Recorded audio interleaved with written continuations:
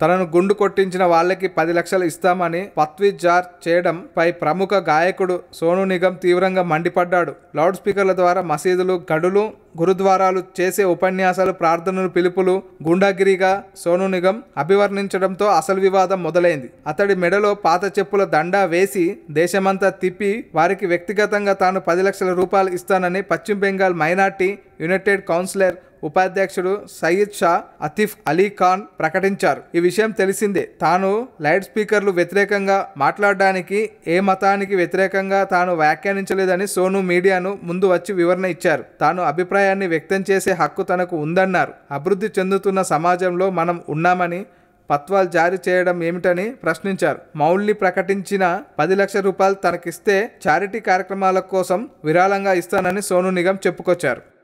మీకు నచ్చినట్లయితే సబ్స్క్రైబ్ చేయండి. ఫిలిమి స్టార్స్ బోలెడంత న్యూస్ బోల్డ్గా.